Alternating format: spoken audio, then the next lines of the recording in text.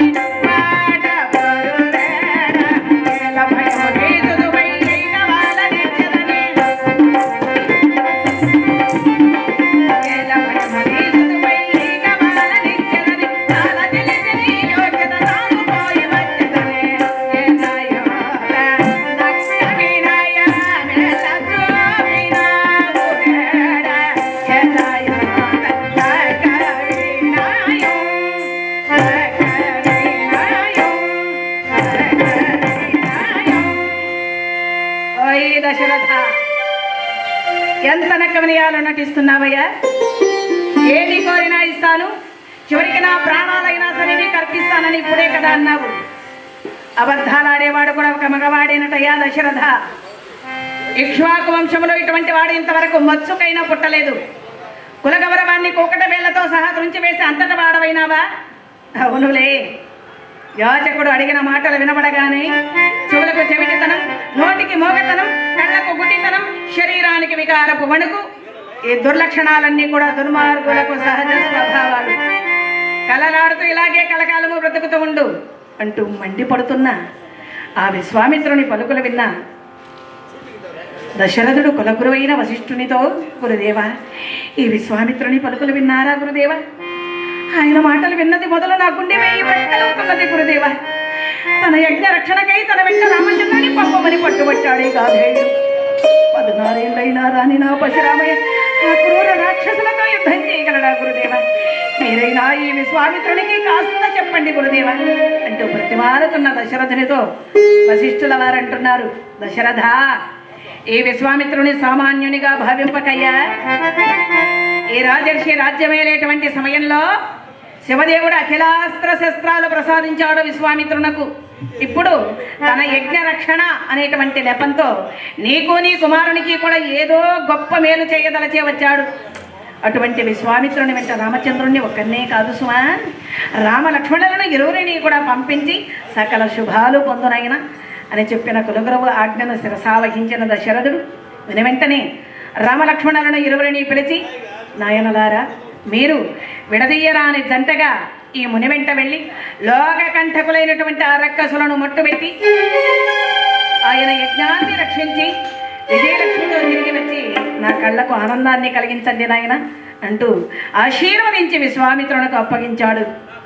విశ్వామిత్రుడు రామలక్ష్మణులను వెంటబెట్టుకుని సరయూ నదీ తీరం చేరాడు.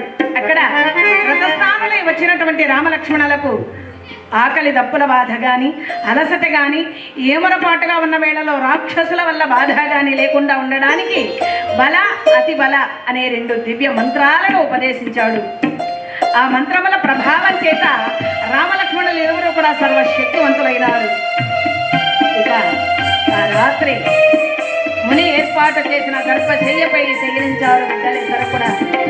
తెల్లవారుతుండగా ముందుగా విశ్వామిత్రుడు మేల్కొని రామలక్ష్మణులను ఈ విధంగా నిద్రలేపుతూ ఉన్నాడు. కౌసల్య సుప్రజా రామ పూర్వాసాజా ప్రవర్తతే ఉత్తిష్ట నరశార్దూల కర్తవ్యం దైవమాన్నికం కర్తవ్యం దైవమాన్నికం అంటూ వారిని నిద్రలేపారు. వారు నిద్రలేచి కాలకృత్యాలు ముగించుకుని విశ్వామిత్రుని వెంట నడక ప్రారంభించారు.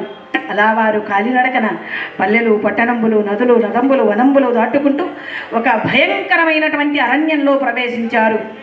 ఆ అరణ్యంలో నాటక అనేటువంటి కడు దుర్మార్గురాలైన దుష్ట రాక్షస స్త్రీ ఒకటి నివసిస్తూ ఉన్నది. అది నడిచి వెళుతూ ఉంటే దాని అడుగు అడుగు మధ్యలో గుట్టలు, ఏళ్లు కూడా దాటిపోతూ ఉన్నాయి. అది పీల్చి విడిచే గాలిలో అనేక రకాల జంతువుల, పక్షుల ప్రాణాలు పోతూ ఉన్నాయి. దాని దట్టమైన కొప్పులో వెదురుడొంకలన్నీ కూడా చిక్కుబడి నేల నోడ్చుకుంటూ పెద్దగా తప్పులు చేస్తూ ఉన్నాయి. దాని కాళ్ళకు తగులుతున్న మహావృక్షాలన్నీ కూడా గట్టి కాడలాగా చాపలాగా చుట్టుకుపోతూ ఉన్నాయి. దాని కళ్ళు ఎర్రగా అంటే గోళాల్లాగా మండుతూ ఉన్నాయి. అటువంటి వికృతాకారంతో వచ్చి ఆ తాటక విశ్వామిత్ర రామలక్ష్మణులను చూసి ఈ విధంగా అంటున్నది, ఏమేనా వాసన అకాయాతకం వాసన అకాయాతకం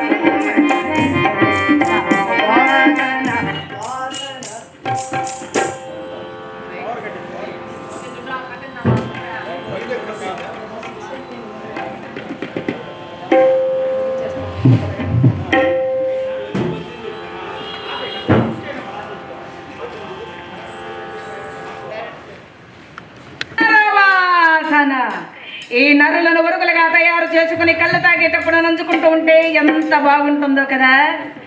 వీరి వేడి వేడి రక్తం తాగుతూ ఉంటే దీని ముందు అమృతం కూడా బలాదు. వీరి పుర్రెలను నా ముక్కు పుల్లకు అందంగా ఆడి ముత్యాల్లాగా అమర్చుకుంటారు అంటూ ఆ తాటక విశ్వామిత్ర రామలక్ష్మణులపైకి దూకడానికి ప్రయత్నిస్తూ ఉన్నది. చూసేవాడు విశ్వామిత్రుడు, నాయనా రామచంద్ర, అదిగో తాటక కడు దుర్మార్గురాలు, దానిని వెంటనే సంహరించులాగా ఉన్నాడు. రామచంద్రమూర్తి వాయువ్యాస్త్రాన్ని ప్రయోగించి తాటకను కొన్ని యోజనాల దూరం వరకు కూడా తొలగొట్టాడు.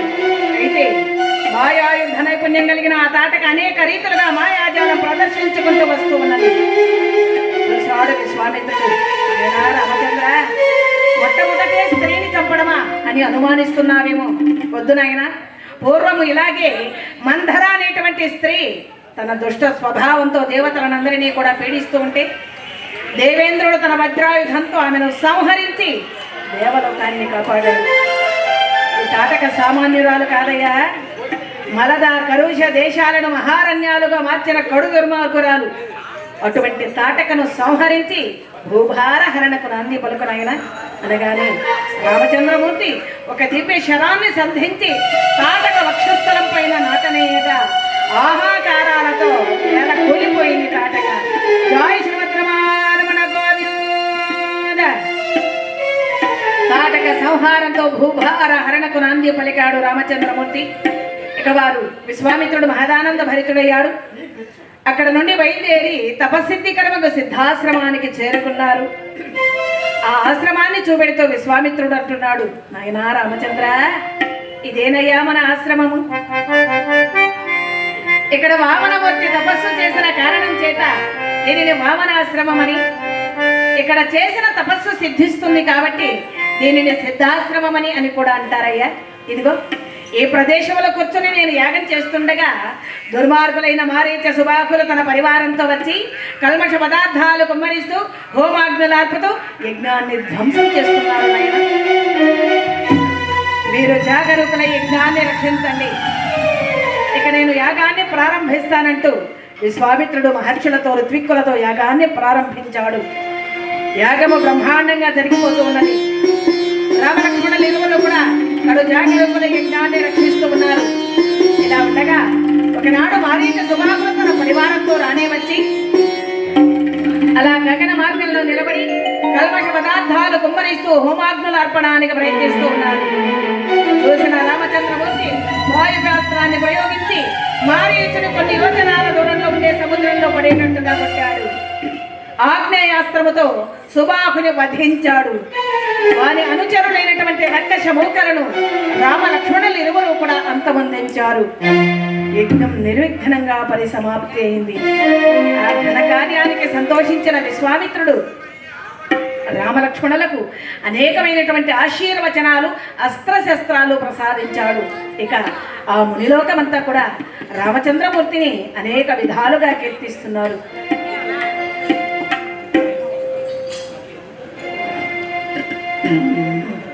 బ్రహ్మమొక్కటే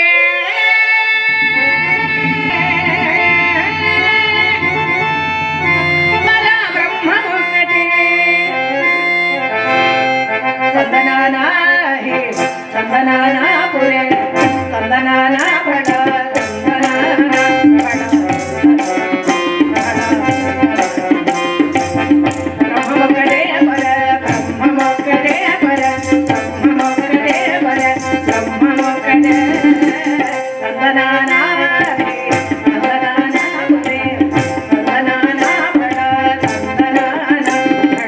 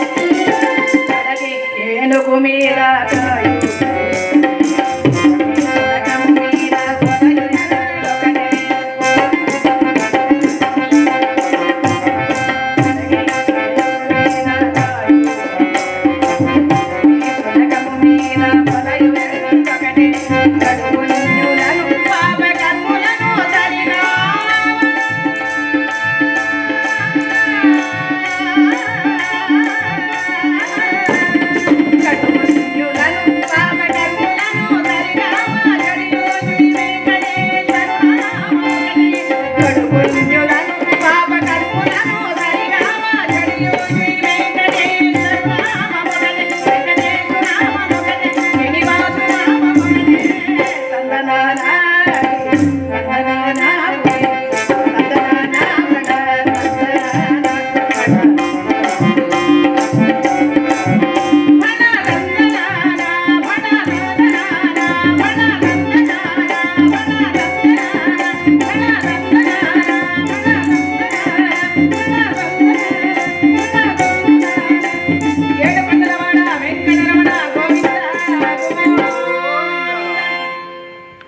తీర్చారు.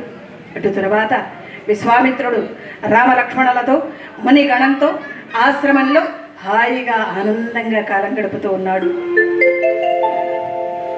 ఇంతవరకు మాకు చక్కటి సదవకాశాన్ని కల్పించినటువంటి పెద్దలందరికీ కూడా పేరు పేరున కృతజ్ఞతాభివందనాలు తెలియజేసుకుంటూ మా వాయిద్య బృందానికి ధన్యవాదాలు అర్పిస్తూ ఇంతటితో సెలవు తీసుకుంటున్నాం.